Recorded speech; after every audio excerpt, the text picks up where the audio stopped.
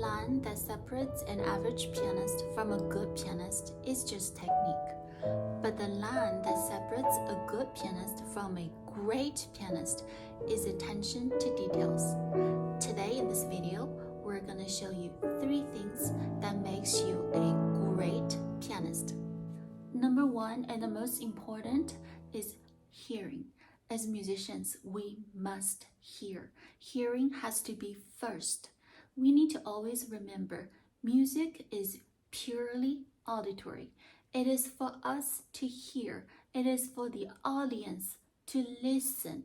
We must make the most pleasant sounds, or the sounds that composer heard in their heads when they wrote the music. A lot of times we force a certain image onto the music that we play, which is really not correct. And really, that takes away the authenticity of the music a lot. To give you an example, the Raindrop Prelude, everybody knows, right? Chopin wrote the Raindrop Prelude, but Chopin didn't intend for it to become the Raindrop Prelude. He did not title it himself. Others did, because it reminded them of raindrops.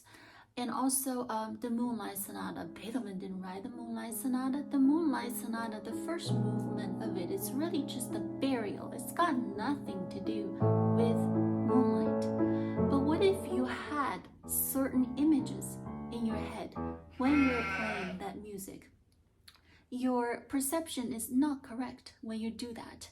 Unless it's like a Debussy, some Debussy preludes or Rachmaninoff picture etudes, some music do call for certain images because the composer has directed us to do so.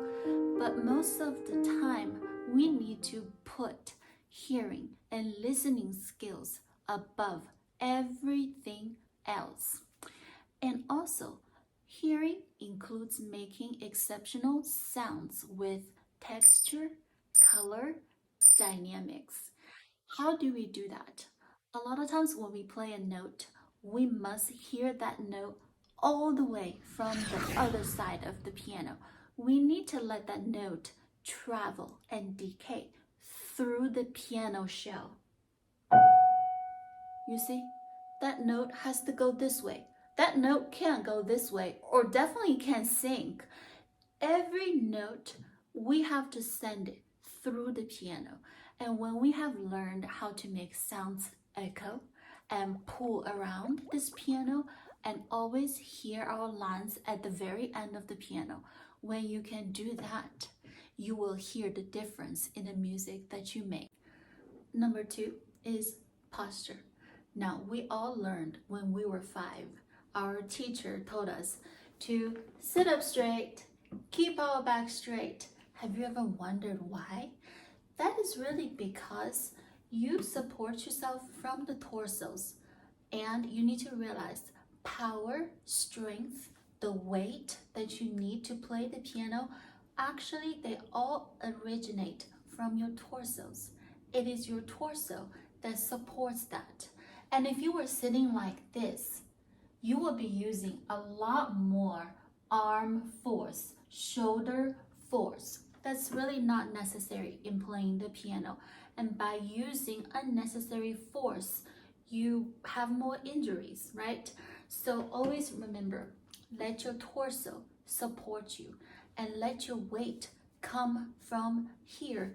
And it just transforms into your shoulders, and then let gravity do its job. The gravity, look, that's just natural weight. Gravity pulled my hands down. And it's loud enough, right? And that sound is relaxed, but supported and rich. So natural weight really does wonders when we're learning to play the piano. Don't use extra force, extra strength that you really don't need. You wind up with lots of injuries. Number 3, touches. How you touch the keyboard directly impacts how that string is going to vibrate and respond. And it's going to make different sounds depending on how you are touching that key. right? That's why we have stroking actions. Sometimes you pull on a note, or sometimes you just, strike it, or sometimes you caress it, right? And also the points where you touch really do matter too. You touch the keys with the thickest part of your fingertip makes a rich, juicy, nice lyrical sound. But if you touch the keys with the tips just right under the nails, perhaps combined with a higher finger action, produces more clarity. Have you heard of the expression like a string of pearls when people are playing the piano, or the expression crystal clear?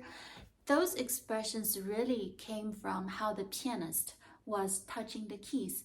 By touching keys in all sorts of different ways, they're creating different sounds. How I do this in my practice is it requires so much detail, attention to every detail, and slow practice. Patience is the key.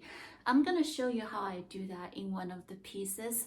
I am using one of the Brahms ballades as a demonstration piece. Now, at the beginning of this ballade, it sounds like this.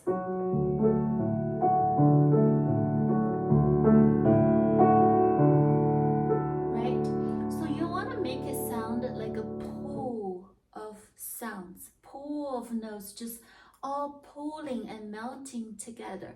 And you would not be able to make it happen if you press the keys down, or you think of your action as directly up and down. Look, the sound is very, very, very brittle and stale when you do that.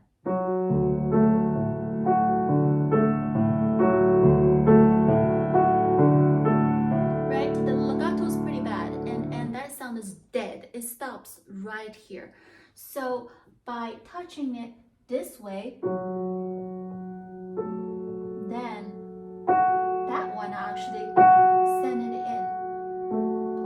Pull it, and send it in.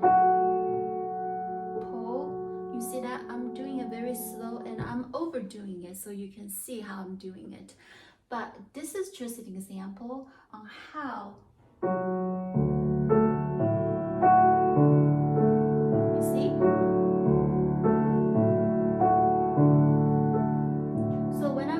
working something, I work it this way. It doesn't mean the final product is gonna look exactly like that, because when I'm slow working things, I'm training my hands to learn where to go with each key, how much weight to put on each key, and I'm training my ears to hear the result of all that.